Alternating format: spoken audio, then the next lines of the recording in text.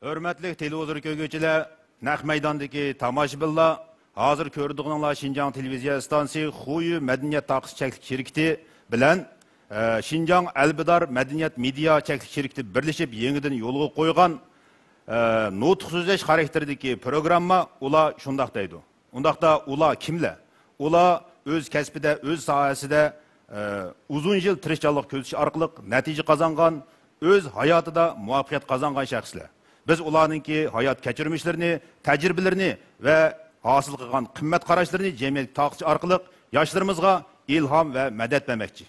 Bugungi programmamizdagi bosh qahramoni bo'lsa, bizniki tibbiy sohada ko'zga ko'ringan bizning dаңlıq mutaxassisimiz Kerem Abdurahim efendim.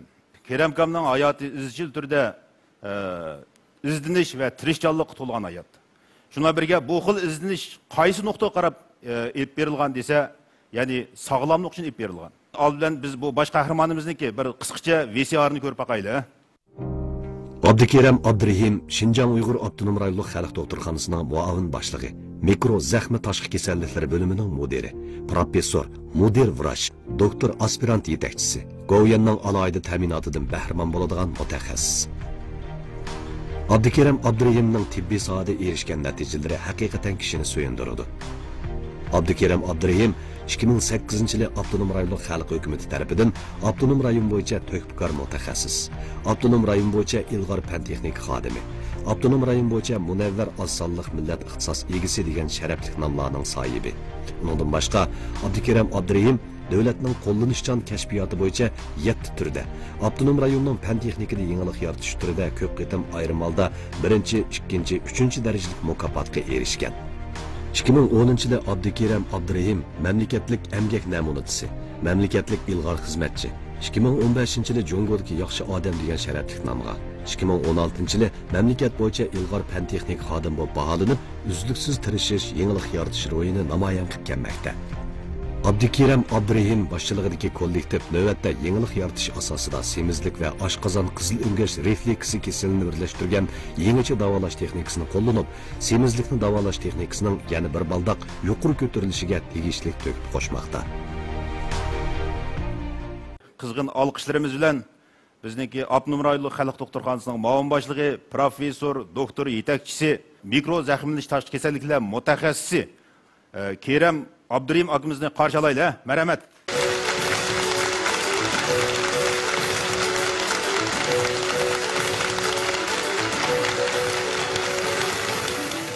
Keremka, endi sizniki ayni vaqtda bizniki Abdunum rayonida to'nilishingiz mening bilishimcha, mening shaxsan bilishimcha siz ayni vaqtda shu o't operatsiyasida yangilik yaratdingiz, o'tdagi toshni ilishda, shundaymi? Şundaq. Şuңашqa siz Abdunum rayonimizda nurg'un odamlarning teshini ilib etdingiz hozir. O'tini ilib etdingiz. Mening bilishimcha nurg'un semiz odamlarning teshini evitib, nayt yaxshi qilibsiz. Ular nayt sog'lom bo'lib ketdi. Ammo nurg'un o'g'riq odamlarning teshini evitib chatoq qilibsiz, ha? Anglsam nurg'un teshi yo'q odamlar shamol chiqsa tuzak mang'amaydigan bo'lib qolibdi. Xo'sh, demak sizniki bu bizning tibbiy sohadagi bir bo'sish nuqtasiga hujum qilganingiz butkul jamiyatning esida. Unda bo'lsa ayni vaqtda shu texnikani bizniki rayonimizga qandaq akirdingiz, qandaq masalalarni hal qildingiz? Mushaq bir so'zlab baqamiz. Bo'ldi. Hurmatlik ko'rmanlar, hozir vaqtinglar yaxshi bo'lsin. Men 1979-yili oliy maktabga imtihon berib, Shihanza meditsina institutiga o'tdim. Shu maktabni tanlashim men o'rta maktabda o'qigan vaqtimda shu doktorlikni nihoyat yaxshi ko'rardim. Shihanzaga borgandan keyin odatda meditsinani o'qish odatda 5 yil bo'ldi. Chunki men Uyg'urcha o'qishga 6 yil o'qib maktabni g'alaba bitirdim. Shu o'qish jarayonida nurg'un jarohat tortdik. Bitirib kelgandan keyin o'zimningki orzuyi, shu Abdunum rayonida xalq doktorxonasida ishlasam degan orzuyim bor edi. Men o'zimmi shu Abdunum rayonida xalq doktorxonasida tug'ilgan, uyimmi shu doktorxona atrofida. Shuning uchun o'zimning g'oyam bo'yicha Abdunum rayonida xalq doktorxonasida odatdagi tashqi kasalliklar bo'limida ishladim. Bizning bo'limda 47 karavot bor. Kasallar shunda ko'p. Shu vaqtida men o'yladim bu kasallar shunda jiq, bunda jiqishsa keyin biz yoshlarga abras qilamiz, qanaqa qilamiz degan shunaqa qiyosda bo'lgan. lekin canның taraqqiyoti, adamlarning ko'payishi, kasallarning ko'payishi, abaysiz degandek o'tib tashning ko'payishi, simiz odamlarning ko'payishi biz doktorxonalarni taraqqiy qildirishga to'g'ri keldi. Shuning uchun men bilan yana bir bizning bo'limning ma'mur mudiri Wang Zhongbo degan mudirdan ikkimizni Shanxayga avatdi. Shu mikrozaxmilish o't operatsiyasini yaxshi o'rganib qaytib kelib, Xinjiangda birinchi bo'lib operatsiyani boshladik. Shu mikrozaxmilish operatsiyaning nurg'un to'salg'ilarga uchrab, hozirgi darajaga keldik. Demek, mushu bir operatsiya, mushu bir texnikani baldır o'rganib, ondan bizning Xinjiangda umumlashtirib, ondan bemorlarga buning idisini o'tkazish jarayoni intayin mushaqqatli jarayon bo'lgan. Şuңашqa Keremkam tibbiy sohada o'ziniki mushu texnikasi bilan nihoyat cho'ng ta'sir qo'zg'agan. Xo'sh, demak Keremkam 20 yildan yoqib bizning tibbiy sohaga ko'rsatgan to'psi intayin cho'ng. Hamda bizniki programmamiz bo'lsa, shunday nodir shaxslarningki o'z hayot kechirmishlarini yig'inchoqlab bizga bir yaxshi nutqni birini taqdim qilish. Shuning uchun biz Keremkamningki o'z hayot kechirmishlaridan hosil qilgan hasılat üstüde bizge bir nutq so'zlab berishni umid qilamiz. Qani marhamat.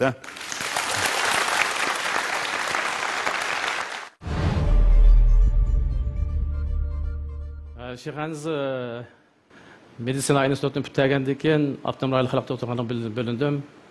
Tashqi bo'lim bo'lingandan keyin men o'zimga qattiq talab qo'yib, shu vaqt o'yladimki, Urumchidagi Abdunum rayonlik xalq doktorxonasi bizning Xinjiangda eng cho'ng doktorxona deb munda ko'z qarashim bor.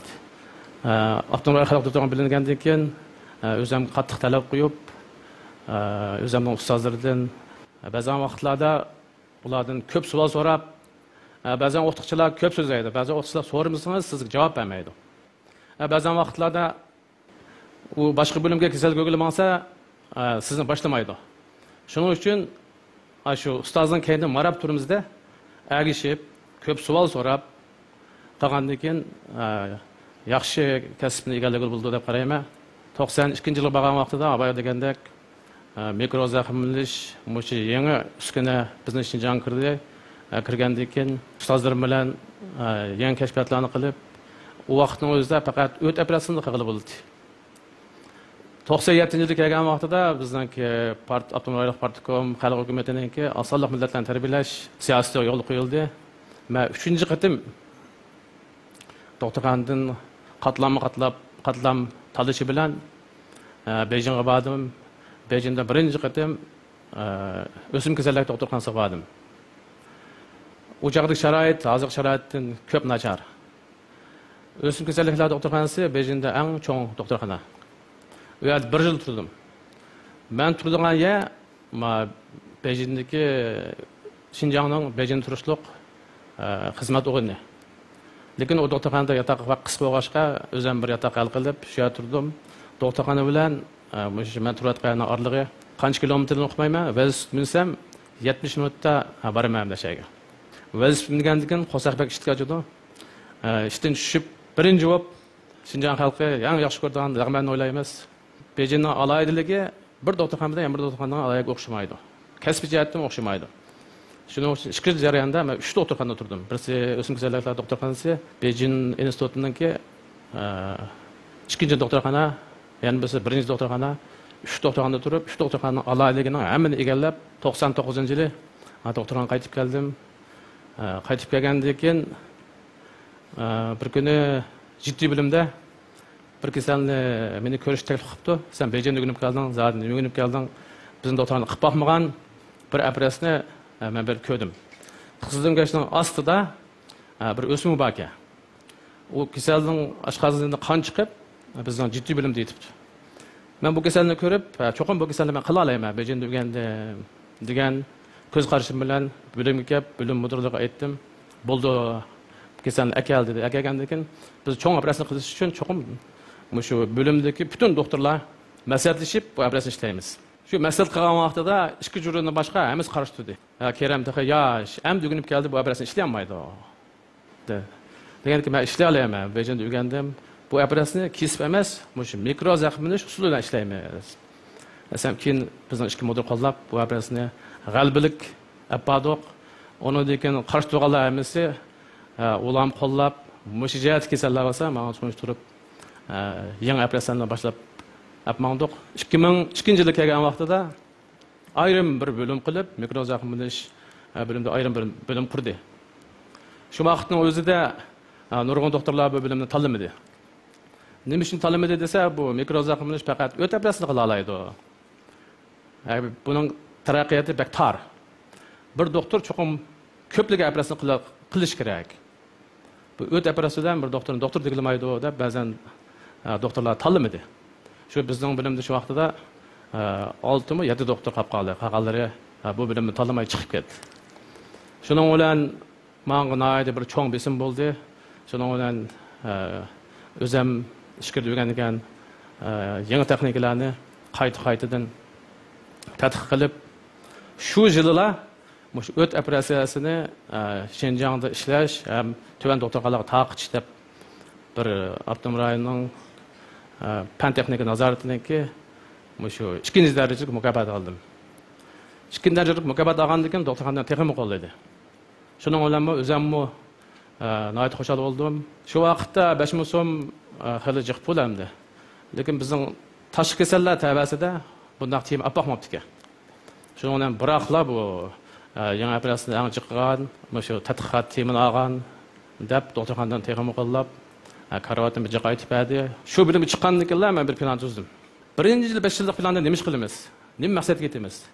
Ikkinchi 5 yillik planda nima ish qilamiz? Uchinchi 5 yillik planda nima ish qilamiz deb men 15 yillik plan tuzdim. Birinchi 5 yillik planda mush kasbni kengaytirish, o't operatsiyalar emas, mush orqali boshqa kasblarga mushu doirani kengaytirish. Faqat o'tlar emas, mush qo'shaqning ichidagi, masalan, jigar, oshqozon, uchay, mush grij, so'qir uchay degan operatsiyani kengaytirish.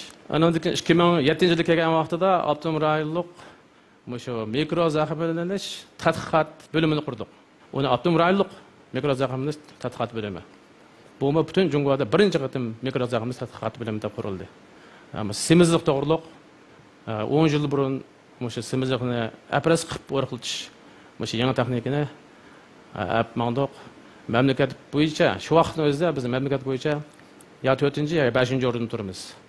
Hozir bizning bilimda 4 doktor Germaniyaga chiqib tarbiyalanib keldi. Bu yil yana birisi chiqmoqchi. Demak, shu ko'p yilning tirishning natijasi deb qarayman. Bizning bilimda kun deganda 10 muddat atrofida yangiz shug'ulimiz. Shuning uchun bizningki faqat bizning Şinjan'da emas, bizning Jumhuriyatdagi xalqaro sahnada dars so'zlash hozir kundan kunga ko'payotdi. Bizningki mushu mikro zaxmlanish bo'limininki semizlik deganimiz bir qismi hamdi. Mushu 10 yildan biz semizlarni tadqiq qilib, mushuni qanday qilganda o'rqitamiz, qanday qilganda xalqninki mushu kasaldan jiroqroq turadigan, mushuni o'ylashib, masalan, mushu Yaponiyada bo'lsa, mushu semizlik to'g'risida ko'p leksiya so'zlab, xalqlarni o'rqlashga da'vat qilib, masalan, Angliyada masalan 10 kilo yo 5 kilo o'rqilsa, uningga mushu mukofot berib tashabbus qildik. Shuning uchun biz 10 yil burun bizning bo'limdagi kasallarni masalan abay aytgandek o'ti tashchiq. Nima uchun o'ti tashchiq degancha semizlarga o'ti tashchiq bo'ldi. Nima uchun ishkirdikilar shu vaqtning o'zida bizning Şinjan'ga bugun deganda bizning Şinjan'da semiz kasalchiq, o'ti tashchiq, biz o'tni jiqish degandan bizda tajriba bor. Shuning uchun ishkirga doktorlar bizga kelib o'rgangan. Shuning uchun qanday qilganda semizlarga o'rqilishga mushu bir bo'shliqlarga qanday qilamiz degan temani o'ylashib 2005-yili birinchi ishildik.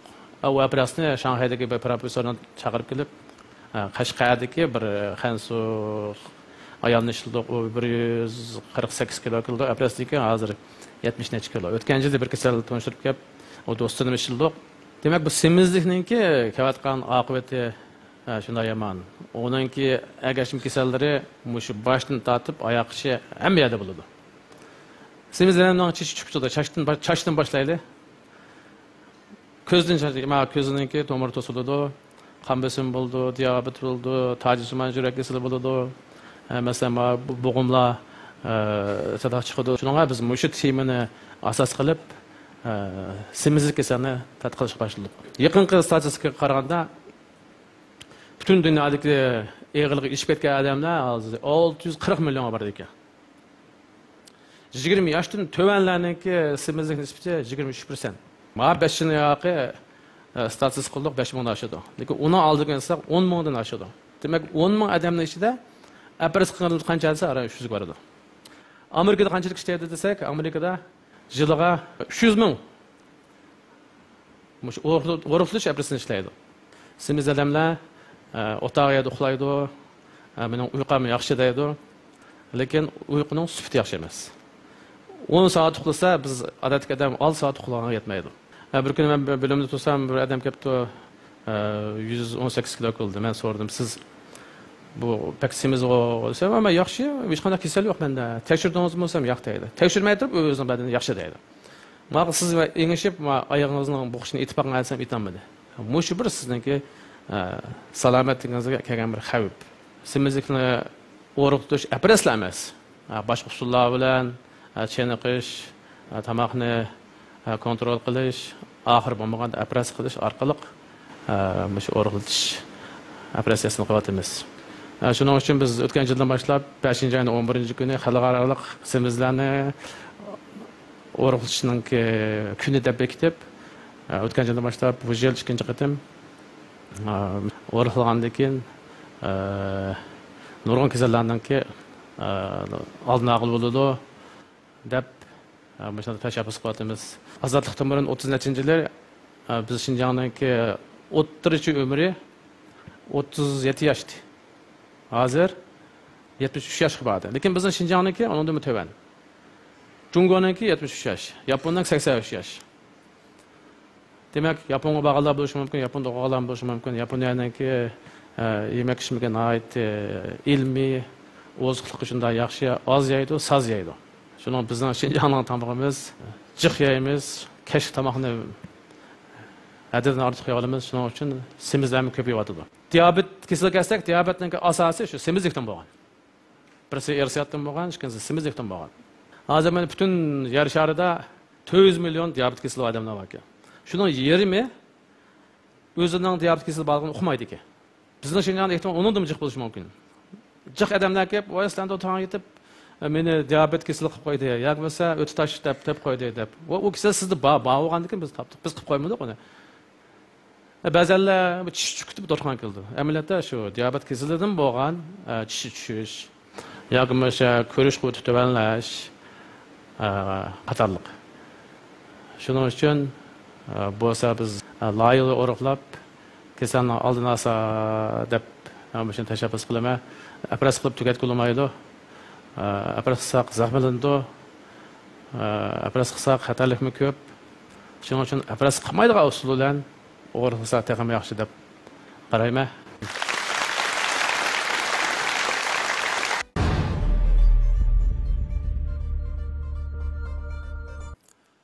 Nayt yaxshi gaplarni qilib berdi.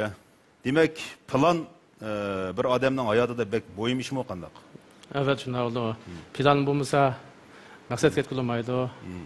Shuning uchun cho'qim bir odamniki qaysi kasbda bo'lsa, shu kasbda o'zining bir plani bo'lishi kerak. Demak, hozirgi sizning planingiz shu 1000 tasamaga odamdan o'rg'itish, shundaqmi? Hozir semizlik bizning kasal bo'lib qoldi, kasallik bo'lib qoldi.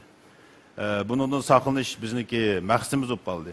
Shuningga bu kasallikka nisbatan, bu xil zamonaviy kasallikka nisbatan bizning ko'z qarashimizni oydinlashtirish navbatdagi muhim bir masala ekan. Shuningga biz shu semizlik haqidagi bir visiyorni ko'rib baqsaq deyman.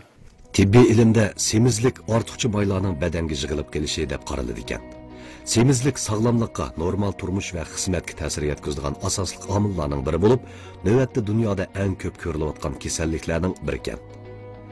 Statistikaga asoslanganda dunyoda semizlik kasaliga giribtor bo'lgan bemorlarning soni 500 milliondan, elimizda 70 milliondan oshadi ekan.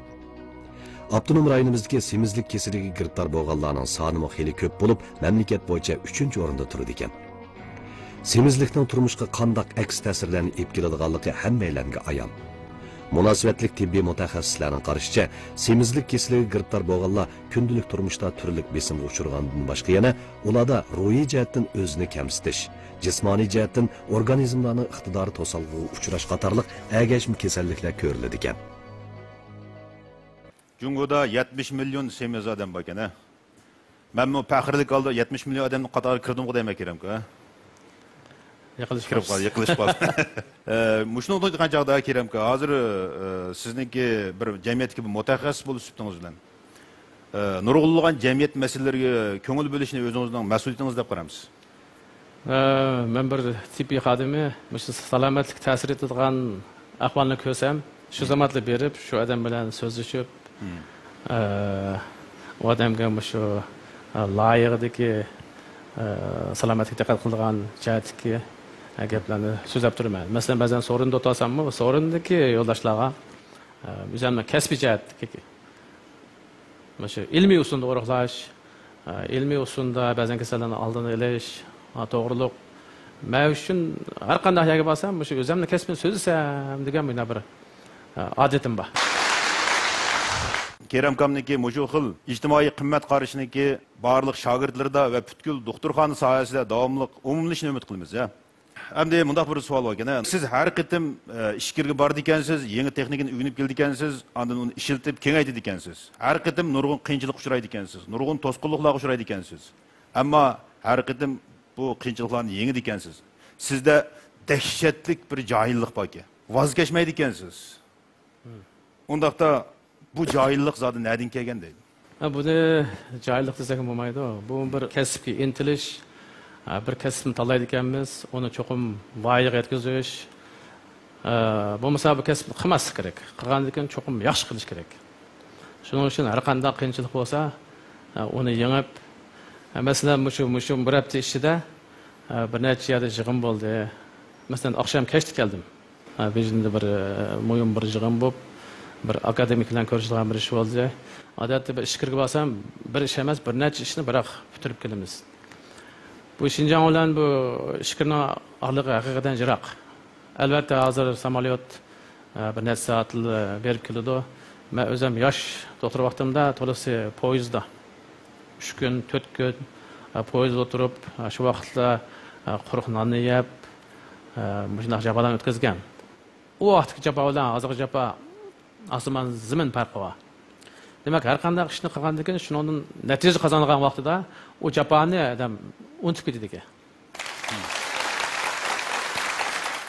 Endi oxirgi bir savol, bunda bir savol ekan, ha. Odatda biz Şinjandan ishkiridagi Shanxay, Beyjinglarga berib, taraqqiyot rayonlarining texnika o'rgangan chog'da nurg'unlagan ishkirdagi doktorlar Şinjanga kelib mikro zaxmi tashqi operatsiya texnikasini sizning qishingiz kelib o'rgangan ekan. Siz qanday shunda yomon bo'lib ketdingiz debdi. Mikro zaxmlash operatsiyasi bizning Jungoda xeyli baldur boshlangan. Shu vaqtning o'zida biz vaqtni chang tutib, baldur o'rganib, baldur boshlab, undan keyin bizning Şinjandagi o'tkazal ko'p bo'lg'achqa, bu operatsiyani kim jiqishlasa, shuningki texnikasi yuqori bo'ladi. Shuning uchun ular bizning operatsiyani ko'rib, ishkirdan ko'p odam avatib, birinchi qatimda biz ishkir ko'rib o'rgandik. Biz qaytib kelib, biz ularni oshirib o'tgandan keyin ular bizga kelib o'rgandi. Ta hozirgacha ishkirga berib operatsiyani qilib turamiz.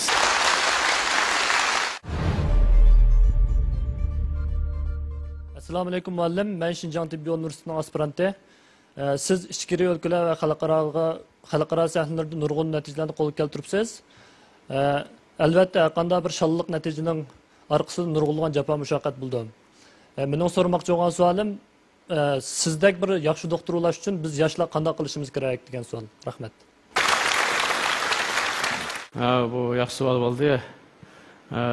Bu fursat hammamizga bor. Shu fursatni qanday egallash, qanday o'ziga qabul qilish, abay deganda o'ziga qanday qattiq talab qo'yish, bu eng muhim. Mush kasbni tanlaydi ekansiz, cho'qim tirmishib, ustozlardan jiq savol so'rab, jiq material ko'rib, bizningki bu doktorlar kasbi bemorlar bilan uchrashish. Siz bir operatsiyani yaxshi qilsangiz, u bemor qaytib berib, u sizni tashviq qiladi. Uyg'urlarda bir gap bor, palanch doktorning qo'li yenik, palanch doktorning qo'li eg'ir degan aynan bir gap bor. Bir operatsiyani yaxshi qilish, yomon qilish, u sizga bog'liq. operatsiyani yaxshi qilib, qaytadan vaqtida kasalni ranjitib qo'ysangiz, 99 ishni yaxshi qilib, birini yaxshi qilmasangiz, bemor sizni hargiz izlamaydi. Shuning uchun doktorga birinchi muomalani yaxshi qilish kerak. Ikkinchi, kasalning operatsiyasi cho'qim yaxshi bo'lishi kerak. Har qanday operatsiyani birinchi qadam qilishi degan anglab bo'lishi kerak. Yana birisi ustozni hurmatlash kerak. Tirmishib, ustozningki o'rnini amalga o'zingizga qabul qilish kerak. Bizning bu doktorlar kasbi bo'lib, bizning tashqi kasallar kasbi qo'l tutib, kesib, tikib ishlaydigan kasb. Shuning uchun siz maktab bitirib, u bir maktabdagi turmush doktorxonaga kelgandan keyin kasallar bilan uchrashish bu bir sizga cho'ng bir burilish. Shuning uchun o'zingizning kasbini o'zingiz suyib, har qanday jafo bo'lsa, bugun u yerda o'tirish va bugun bu yerda to'y va deb yursak, o'zingizning kasbidan hargiz g'alaba qozonolmaysiz. Planchin nazarga olmasam qabul qilammi? Og'illikdan tashlab o'taymi? Unday gap emas. Cho'qim siz mush kasbni yaxshi egallasangiz, mush kasb orqali shularga mush yaxshi qilsangiz, u siz uchun texmo cho'ng bir g'alaba deb qarayman. Kerem kam ait yaxshi javob berdi. Ya'ni o'zingizning kasbini cho'qim yaxshi suyishingiz kerak. Sizning savolingiz bormi? Assalomu alaykum Kerem alim. Men Xinjiang Tibbiy universiteti mikrozahma kasbidagi aspirant o'quvchisi ismim Muzaffar Musa. Bayniyoqi sizning so'zlagan darsingizni intayin cho'ng nabga erishdim. Hamda sizning abay so'zlagan leksiyalaringizning ichidagi shu semizlik va mikrozahma operatsiyasi degan ikki nuqta meni intayin jalb qildi. Hamda tuvanda sizdan so'ramoqchi bo'lgan savolim, semizlikdan e'tiboran mushta bir kasallikni operatsiya usul orqali davolash degan mushunda bir qaror, mushunda bir tanlash bemor yoki bo'lsa bemorning uydagilarning oldi qo'yilganda ularda cho'qim bir ikkilnish yoki bir qo'rqinish paydo bo'ldi. Chunki bizning an'anaviy qarshimizda semizlikni operatsiya bilanla davolash emas, yoki semizlikni biz kasallik deb qaramaymiz. Shuning uchun mushunda bir cho'ng bir muhitda bemorlarning o'zining ideyasini o'tkazish tegishli qanday muhim nuqtalar bor. Mush to'g'risida bir tushuncha bergan bo'lsangiz, rahmat. Nihoyat yaxshi savol bo'ldi. Bizga eng jabo erkavatgan mush kasallarga hozir semizlikni hozir kasal deb qaraydi xalqaro. Benormallik kasal deb qaraydi. Ularni qanday qilib o'riqlatish men emas, bizningki butun Jungodagi doktorlarning hammasini beshini og'ritgan bir ish. Men sizlarga bir misol keltirib beray. Qirg'izistondan bir 22 yosh kirgan bir yigit bizning doktorga operatsiya qildi. 172 kilo. Shundan o'ylam men undan so'radim, Uyg'urcha aran so'zlaydi va sen tomoqni oz yeysan, men tomoq yemayman deydi. Ondan keyin yendiki qo'shni bemorlarni so'radim. Bu bola zot tomoqni yeyamdi, oz yeyamdi deb so'rasam, va bu tomoqni bek oz yeydi, tomoq yegani ko'mdi deb shunday dedi. Shuni men ishonmadim-da. Jiqsimiz adamlar sovuq suv ichsam semirdi deydi. Shundan o'ylan shkafni ochsam, ichida liq cho'kili, liq qala. Demak, bizning Xinjiangdagi jiq haqlar shundoq. Voy, Kerem doktor, men go'sht tomoq yemayman. Va men suv ichsam semirman. Bu shunday o'xshaydi. Deb o'zining semizligini, o'zining tomoqni jiq yeganini o'zi e'tirof qilmaydi. Bo'libmi xonim qizlar. O'zining degan tomog'ini o'zi inkor qilib, shuning uchun bularga biz tashabbus qilamiz. Chiniqingizsangiz, u sim 150 kilo odam yugurib bo'lmaydi. Yo'lmab bo'lmaydi. Eng muhimi shu, tomoqni kontrol qilish. Tomoqni kontrol qiling desak, ya uni qilib bo'lmaydi. Masalan, bir kesanni biz operatsiya qilib bo'lib, oshqozon hajmini kichiklatib, shu 30 gram yoki 50 gram atrofida tomoq yeb to'ydi. Uni bir so'rin qilsa, uni og'aylar qanaqa qilgan desa, ya voy men operatsiya qildimmi? Ya, qusib o'tmaysan, qusqichi ya. Qusib o'tgandan keyin angizni to'xtatamiz dedik. Demak, uning atrofidagi og'aylari, do'stlari uni ashunaq majburlab u so'rang bo'lmasam jamiyatdan qalamdim, undan qalamdim, bundan qalamdim deb. Salomatligingiz o'zingizning qo'lida. Shuning uchun bizga eng qiyinchilik ish shu. Andan keyin uni yugurang, chiniqang yoki operatsiya qildirish desa, ba'zilar o'tirib maslahatlashib operatsiya qildamizmi deydi.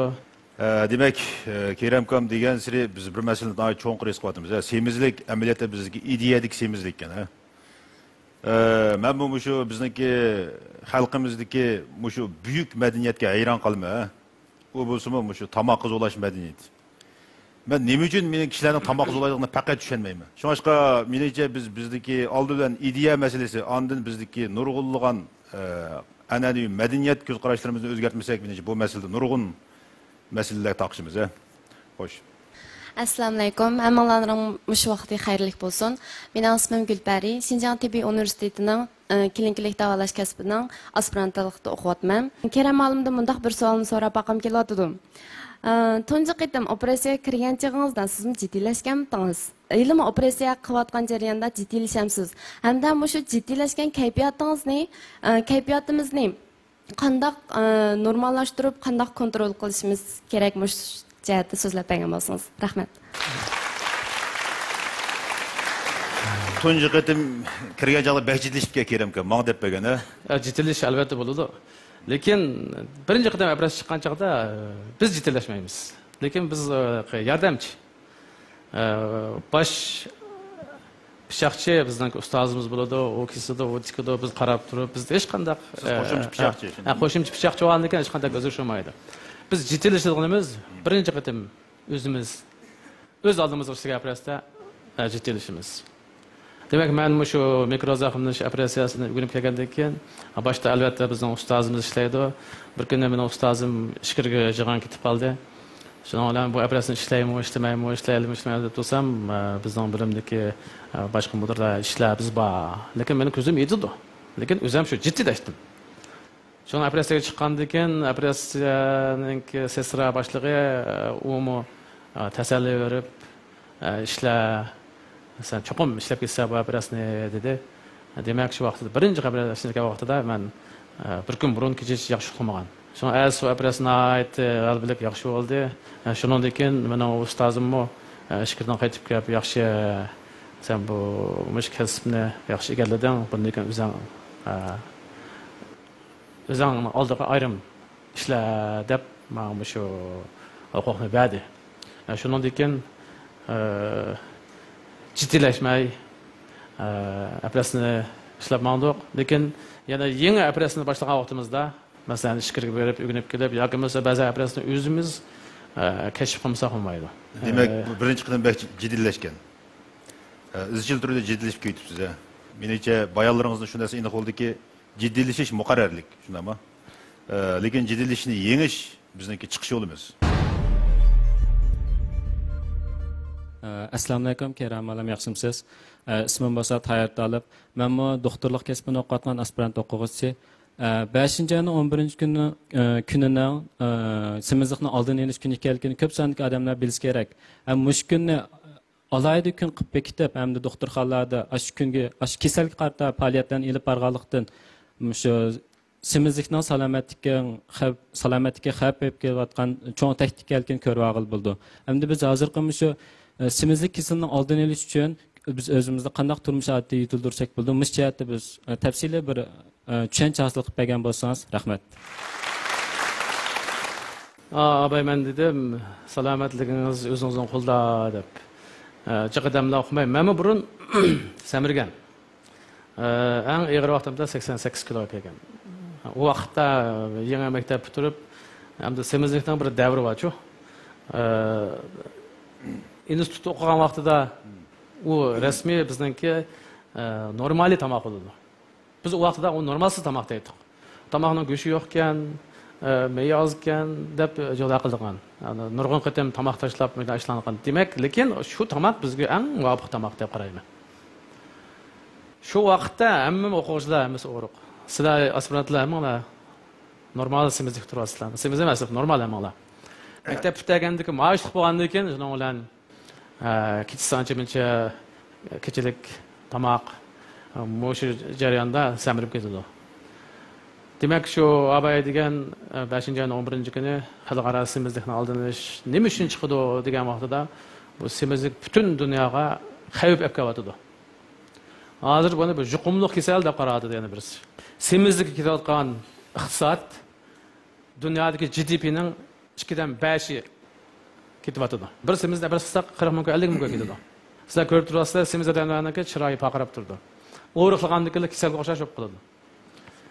O'riqlagan odamni o'zi emas, atrofidagi odamlar uni yana qayta samirtadi. Nima deb degan vaqtida qarshi semiz chiroyi paqirab turgan, o'riqlagandiki sal go'shtir bo'shgandikin, sen kasal bo'lib qoldingmi deb uni qo'rqitib yana qayta samirtib qoldi. Shuning uchun atrofidagi odamlarning gapini anglamay, bizningki o'zimizning mush kasbdagi doktorlarning gapini anglab, besimni azaytib, normali yemek içmek yap, normali chiniqib, chiniqishni ortiq qilsak bo'lmaydi. Tomoqni jiqya olib, men jugadim desak bo'lmaydi.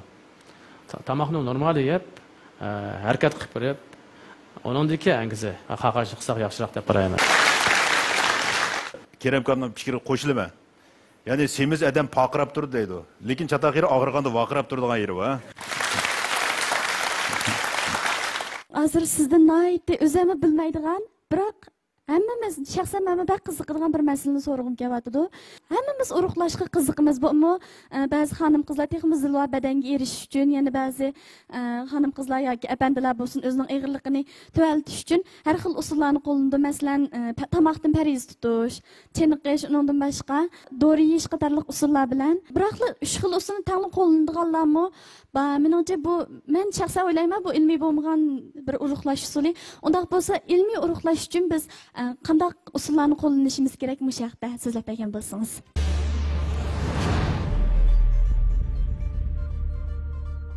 Biz uchrashgan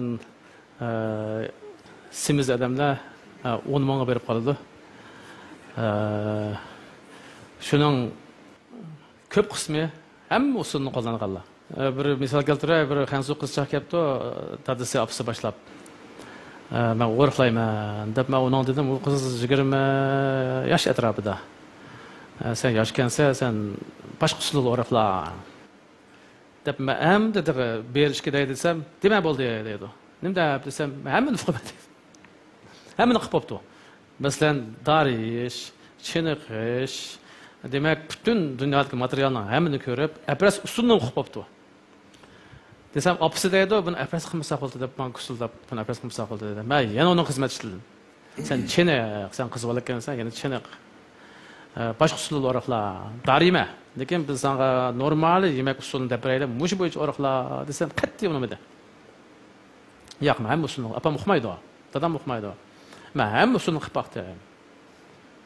Dedi, shunangiz biz apres qildik. Apres qilsak, o'tgan haftada kelibdi. Tanımaptım ağzını. Şundan çıraylık. Demek o'riqlashning usuli ko'p, dori yeyish qat'iy bu yaxshi emas. Dorining aks ta'siri ko'p. Dori yeyish, uning ishtini tutish. Ishtini tutish degan gap, buning butun organizmga aks ta'siri bor. Eng yaxshi usul tomoqni osti yeyish. Semizlarning ko'p qismi tomoqni ichib yeydi.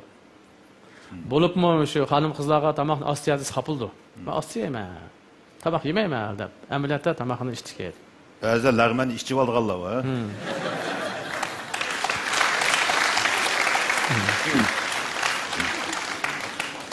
Masalan, bir 100 kiloluk birisi kelsa, uningga shu burunqi tomog'idan 50%sini yeb, anondikin yana 50%sini uning chiniqtirish. Badandagi ortiqcha may qismini jugrab uni energiyani sarf qilish. Mushunaqa vaqtida eng muvofiq yaxshi o'roqlash bo'ladi. Sizmi savolni xato so'rabsiz qarab baqsam. O'zingiz ashta o'riqtirib, yana o'riqlashning savol so'radingiz. Hamda o'riqlasangiz laylaysiz siz hamda. Assalomu alaykum Abdukarim muallim, yaxshimisiz? Men bir qancha yil burun mikrobiologda sizdan bir parcha maqol ko'rgan. O maqolda yana doktorlik texnik san'atga aylantirish degan temada yozilgan bo'lib, 2008-yil 5-navbatlik mushu mikro zaxm tashqi kasalliklarni yig'inini Abnum rayonimizda ochilgan bir qisqa bir filmga.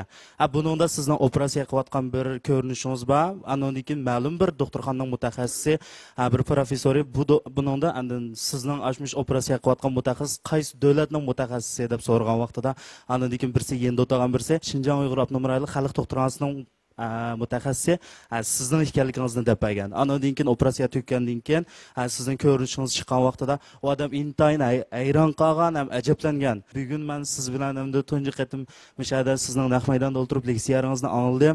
Mening sizdan so'raydiganim Muşu hayatınızda muşunçolar zo'r natijalarni qozonibsiz. Mayli davlat ishchi bo'lsin yoki sirti bo'lsin yoki bizning Şinjan'da bo'lsin, nurg'unlagan yangicha natijalarni akiribsiz, ham yangiliklarni yuzlantiribsiz.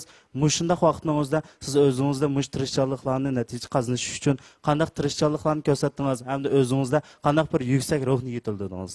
Bir kasbni qilganmiz, cho'qim shuni yaxshi qilib, faqat o'zila natijaga ega olmay, xalq uchun xalqlar foydalanish degan ma'no ruh bo'lgan. Masalan, bir operatsiya qilib, uni ekranga olmasak, boshqasi ko'rmasa, u o'rganolmaydi. Shuning hozir meningki, mana tibbiy jurnal uni nonda birlik, uni hanzurcha Jonghua Wishuan Fanobing denzi zarı deydi. Onun da şu operatsiyaningki deskisi var. Desk şunun sılıqlıq. Ben bir qığa operatsiyan şu deski qısab haq taqitimiz. Hazır biz yığınansaqmı, onunğa leksiya sözləb, nəziriyyə sözləsək haq işenməydi. Çoxum şu operatsiyani ekrandan düşürüb, onu anandakin leksiya sözlük almaqda şu filmni qo'yamiz. Demak, abaysiz deganlik şu operas şu vaqtda bizningki 2008 ochilgan yig'inda qo'ygandan keyin jiqadamlar ko'rib, odatda biz ishkirga borsaqmi, to'lasi chet elning operatsiyasini qo'ydi. Masalan, Amerika, Germaniya mush operatsiyalarni qo'ydi. Bu yerga kelgandan keyin qarshi shunday yaxshi ishlangan operatsiya bo'lgandan keyin u ko'rib, bu qaysi davlatning ishlagan deb so'ragan. Shu vaqtda men ishli degandan keyin u ishonmay, keyin ani ko'rgandan keyin haqiqiy ishondi. Shu yillar shu bir doktor navbatda bizning mishadi. Bir 3 oyda turib o'rganib ketdi. Demak, bir operatsiyani yaxshi ishlash, chiroyli ishlash, buni men san'at deb ko'raman. Rasmni chiroyli qilsangiz haq yaxshi ko'rdi. Operatsiyani yaxshi ishlasak, uni haq ko'rdi. Shu orqali nurg'a odam tarbiyalaymiz. Bu savolga Kerimkamniki yana bir yangi javobi chiqdi. U bo'lsa-mu, men operatsiyani bir san'at deb ko'raman deb. Biz bugungi programmamizda tibbiy sohada ko'zga ko'ringan mutaxassis Kerem Abdurahim akamizniki barliq hayot kechmishlarini, ta'sirotlarini va ideyalarini anladık. Demak, uning ideyalarida shu narsa nihoyat cho'nqir ifodalanib turdi. U bo'lsa-mu, cho'qim kasb uchun izlanish. Bo'libmi, sog'lomlikdan iborat bu xil mohiyatli kasblarda cho'qim o'zini beg'ishlab izlanish. Keramkamning bu xil ro'yiniki bizning jamiyatimizning hamma sohalariga tegishli ta'sir ko'rsatishini umid qilamiz. Ko'p rahmat, sizlar soni ko'rishaylik.